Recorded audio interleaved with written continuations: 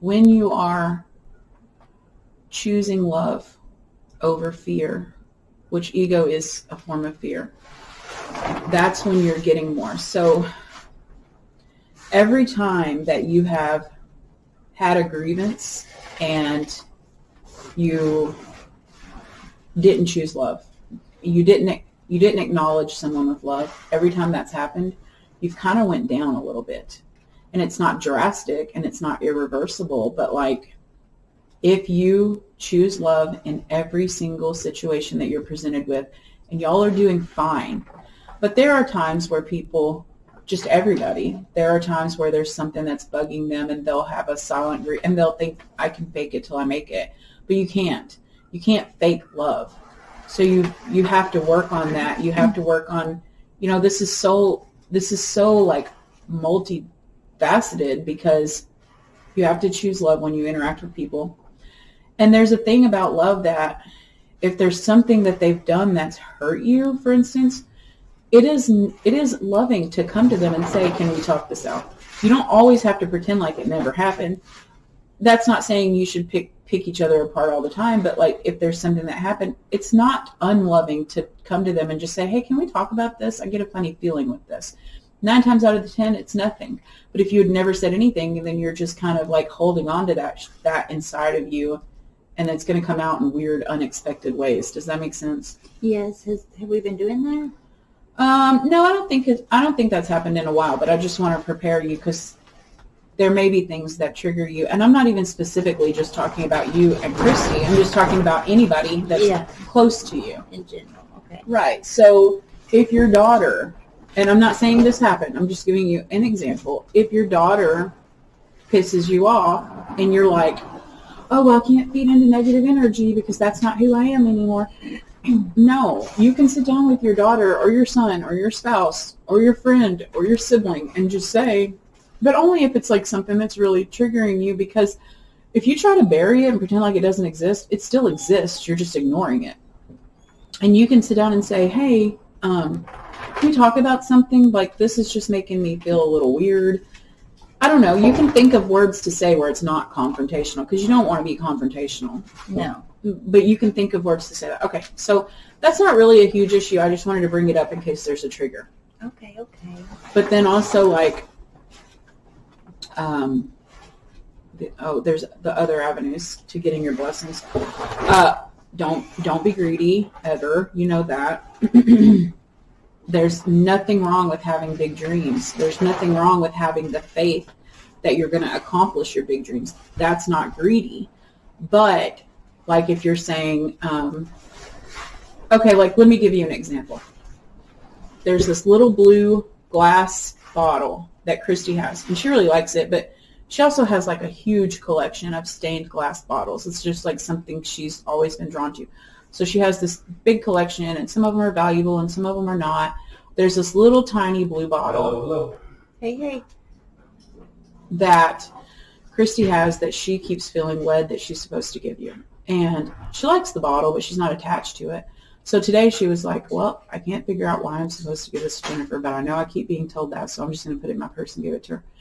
Now, I'm not going to tell you in this moment why she's supposed to give it to you. You just accept the gift and be grateful, and then it will come to you why she was supposed to give that to you. But that's an example, because like she could have easily been like, oh no, this is something really pretty. I've always had this on my windowsill. I don't want to part with this. But she was able to submit to the guidance and go, oh, this is supposed to be for her. I don't have any attachments to this item. Let me just give this to her. That's the way to not be greedy.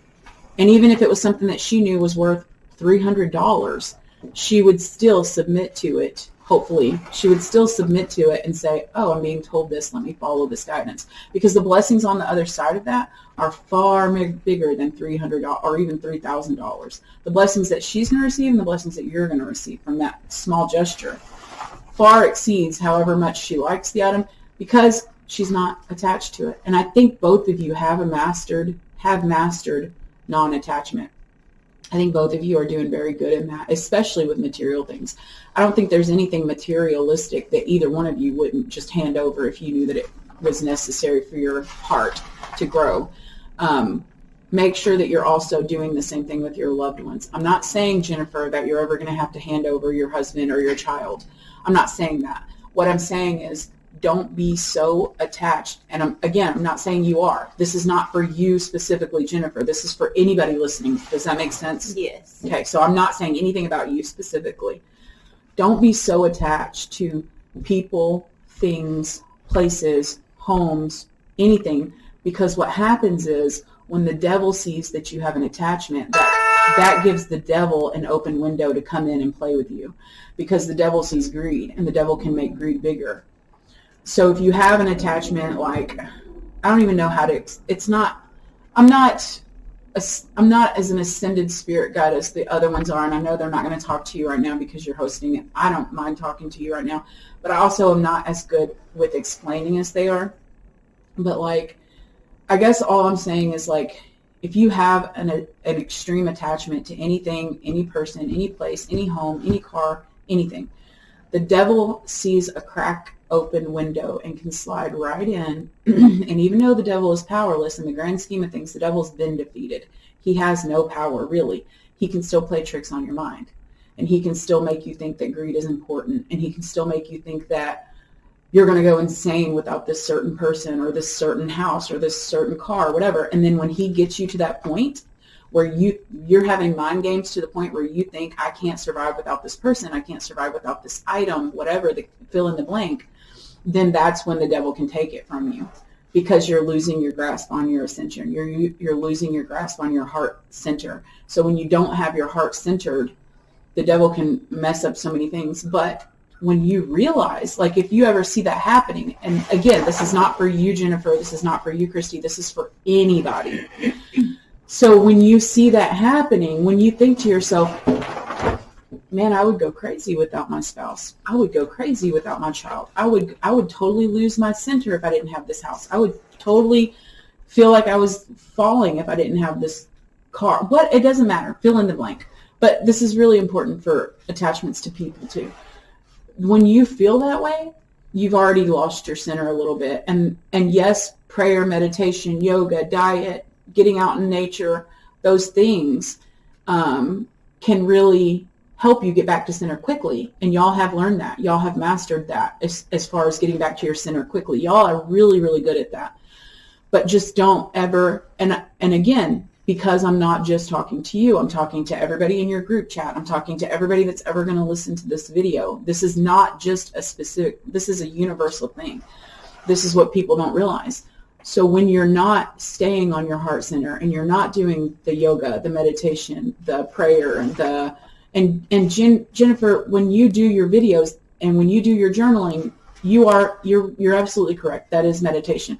I hate labels. There's no labels. Whatever meditation feels like for each person. The only thing meditation does, shifts your mindset, okay? Whatever it does. For people, it is sitting still, having a focal point, saying mantras, or being their mind very still. But for other people, it's journaling. For other people, it's finding spiritually enlightened podcasts or videos. It doesn't matter, because the point of meditation is shifting your mindset drastically and quickly to a higher plane of existence. Okay? Okay. That's all it means. So that makes it so much easier. Right. So when you feel that you're getting your mindset went like this, and you got an instant download, and you're playing on a higher plane than you were 5 minutes ago or 2 days ago or whatever, then you've done meditation correctly. And you can also see that your manifestations happen quicker. Okay? Yeah. So just don't give the devil a stronghold, because again, he's not powerful. And when you realize that greed has crept in, either into you, into your home, into your spouse, all you have to do is acknowledge it and say, you can't be here. Love exists here, so therefore you don't exist. That's all. You have to be bold about it. And it's only when you realize it's happened. If this isn't happening for you, then this advice isn't applicable for you. This is only for when you realize that it's happened to you or your family or your home or whatever. And it could be anything. I mean, it really could be anything. When you're just like, this sounds really dumb, but like some people, they have to have this certain pair of jeans that are $100, or they they have to have this certain toolbox, or they feel like they're not as enough. I mean, it's literally fill in the blank. There are so many things that people get attached to. There are so many relationships that people have attachment to. And of course, money is one of them. But it's literally anything that gets you off your center because you're overly concerned with having that item or that relationship. You're more concerned with that than you are your ascension. So anyways, whenever you feel like that is happening, you can just say, no, Satan, you're not here. You don't belong here. This is a place of God, and this is a place of love, because love and God are the same thing. And Satan and fear are the same thing. And even though evil is an illusion and fear is an illusion, it's still a mind game. So you can say, this is a house of love. This is a place of love. Even if you're just talking about your own body. This is a house of love. This is a place of love. You can't exist here. And the minute you say love or God, it has to go. So that's what I mean by he's already been defeated. Okay? Yes. And the Christians have grasped this a little bit with their Bibles, and they're doing the real ones that are really doing the love-centered work. They really have grasped this, even though their terminology is different from what we're using. But it's the same energy, because it's all energy. So the minute you say the word love, or the minute you say the word God, and you mean it, like you mean what you're saying, you're not just reciting it, anything evil has to flee. And greed is an evil thing. Greed is a fear-based thing, okay?